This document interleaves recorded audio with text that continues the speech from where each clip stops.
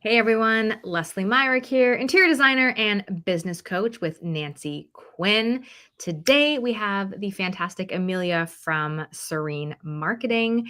We're talking about if your interior design marketing needs an audit or makeover. And I like this because often, Amelia, we are so blind to our own stuff we don't know. So welcome and let's go. Tell us about this. Yeah. So this topic came about because I have a lot of clients, they reach out to me. Their inquiry message is, I think I need a refresh, but I'm not sure. That's what we see a lot. So we have a few things that you would, kind of like an audit that you can do yourself to determine if you think you need a refresh, and then the steps to get to that point where you are having a refresh. So I don't know if you just want me to run through those. But one way to determine if you need a marketing refresh, or, if you need a refresh, is if your brand doesn't reflect your current style or aesthetic. So we kind of talked about this last time when we talked about brand strategy and your brand identity and your brand aesthetic. If you look at your branding or your marketing and you don't like it and it doesn't resonate with you, you need a refresh. That's a good sign. And then kind of, self-explanatory. If you're doing it all yourself, marketing wise, and you feel overwhelmed, and I know that you guys talk about this a lot in your coaching, is you need to find a way to, delegate and find that right person that can take on your marketing or take on your social media. There are ways to do it. There's ways to do it cost effectively, or there's just systems you can put into place. So if you're doing your marketing all yourself and you're feeling overwhelmed, that means you need to take a step back and determine, number one, look at if it's working, everything that you're doing. If it is working, how can you then delegate and then maybe refresh it at the same time? And I think that's something that you guys have talked about in all of your coaching, and the importance of delegating and finding the experts to take things off your plate. Exactly. I mean, when a client is designing their home, could they do it themselves and figure things out? Yeah, probably, but not great. And it would take a ton of time and effort. So they hire us. It's exactly the same thing when it comes to social media. Could we do it ourselves and create content? Yes, it's very doable, but it's either time or money. And honestly, like willingness and bandwidth too. For me, I am happy to hire up my social to Amelia, the expert, who knows what the hell she's doing and frees me up to do other things. But for lots of designers, it does make sense to do it yourself. You just need to get these auditing eyes on and look at everything and see what needs to happen next. Yeah, absolutely. And part of our process, and I know it's the same with other marketing companies as well, is when you reach out to us, and if you're at that point where you want to delegate and you're willing to do that, we take a step back for you and we audit your brand as part of our process and audit your marketing. So maybe it is just you're feeling overwhelmed, but you don't hate your marketing. You're just feeling overwhelmed. But there are things that we can uncover to firm up your strategy, make it more effective, and essentially give your marketing a new spin for fresh eyes or eyes who have seen you before. And, things change. You don't want to stray from your brand, but you want to evolve as marketing evolves and as your audience evolves. Yeah.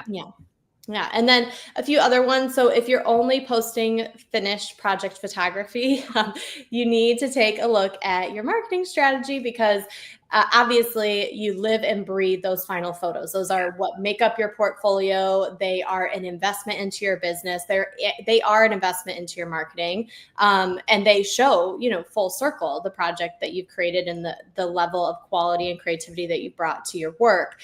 But those are not it anymore with marketing. And when I say it, they are not the only thing you can lean on. So if you are still stuck in your whole grid is final photography, or everything you pump out to clients is final photography, you need to take a step back and take a look at that, because more and more the behind the scenes content, you can build emotional connections there before you've even finish a project or have that final photography.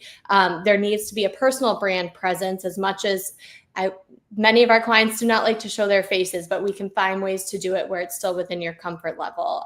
But yeah, if you are only relying on final photography for your social content, for your marketing content, that is a sign that you need a little bit of a refresh, because times have evolved. And while final photography has its place, it is not the only thing anymore that is driving conversions and driving people to your website. I feel like that's so liberating to hear too, because Instagram started 15, 16 years ago now, and everything was like super filtered photos of your Mhm. latte. And like, it was very behind the scenes and cool. And then this shift came that I saw of like brands and professionals. And suddenly it went from, let's actually document the real to this is like a mini portfolio.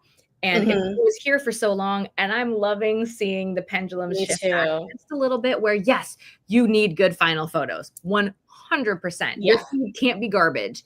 But Amelia, when we do our monthly marketing reviews together, the posts that do the best are the ones of my face or the behind the scenes one. People like the project photos, but They they're do. not what does the best. And that mix, I think, is so important. And people are going to resist it. But I'm telling you, this is liberating.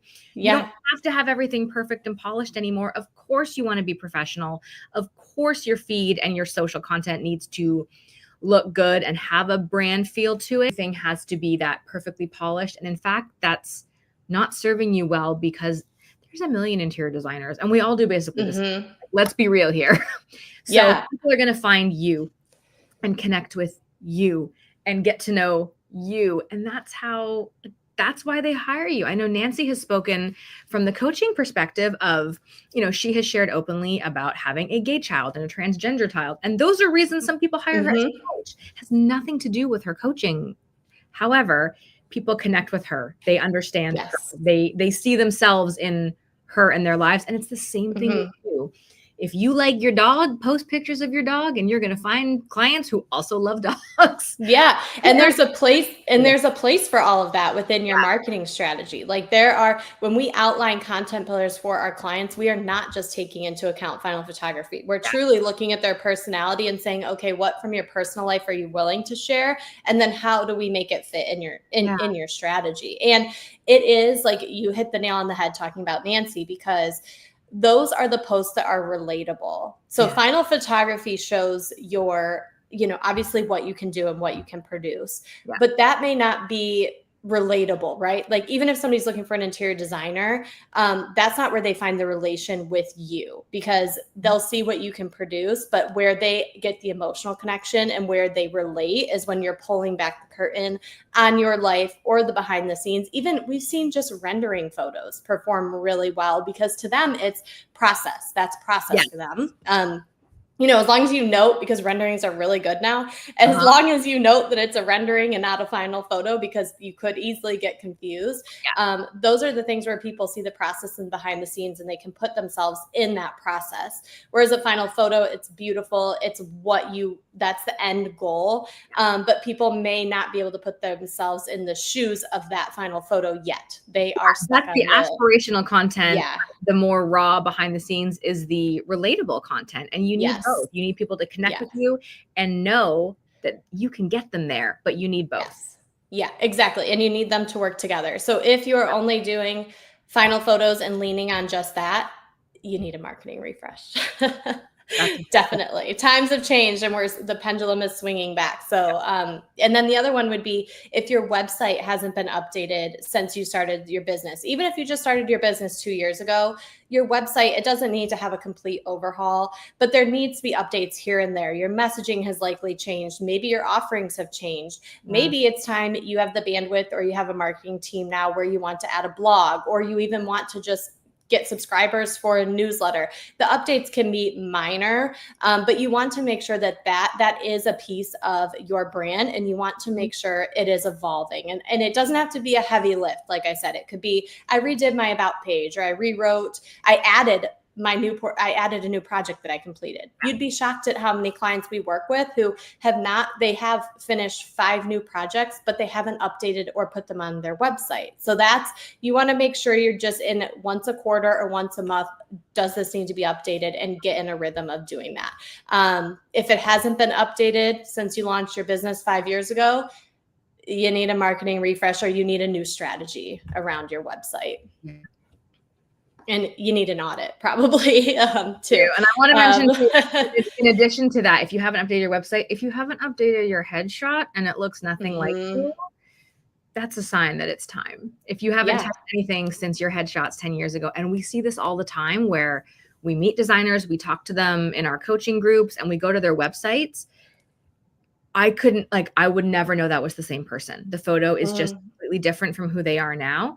And listen, this is what I hope this is encouraging, but like, you're not fooling anybody. Like, people see you now. Like, that photo isn't tricking them into thinking you're still 10 years younger than you are. And it's okay. We age, we change, we look different.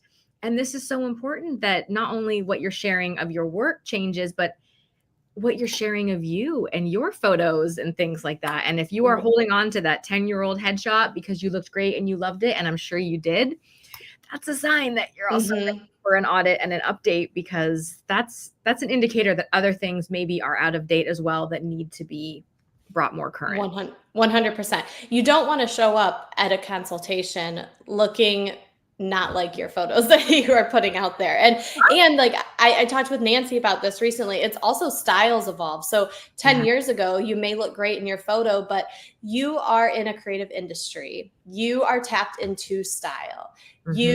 Fashions change. And I'm not advocating for this wardrobe that, you have a million pieces that you can pull from. But 10 years ago, what you were wearing, although it may be timeless, may not fit with your style now. So those things, they evolve, and you want to make sure that you look like you are with the times. People are hiring you for that, in a different capacity. They're hiring you to design their homes, but that is, you have an eye for style, you have an eye for design. That does trickle down into how you present yourself and how you obviously show yourself to the world. So yeah, those would be the things.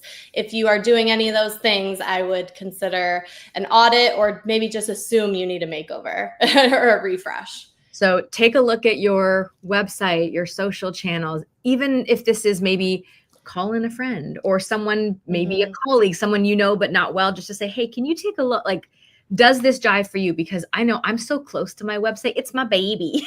Sometimes I can't see what needs to be changed. So yeah, see if you can pull yourself out, look at things with a fresh eye, see, is something misaligned? Does this not look like you? Are you offering services you don't even offer anymore? Does your contact page not work or have an old phone number? I mean, who knows? We've seen it all on designers' websites over the years. And if you need help with this refresh and update, Amelia's probably your girl. Just putting that out there. We can help. Yes. Yeah. And you're right. This is an aesthetic industry. What you put out there visually has to speak to your ideal client. That is hugely important. And if you're not staying current, I don't mean trendy and, follow, you don't have to be following every little thing, but if things look out of date, it's time to update it. And it could be costing you clients without even knowing it.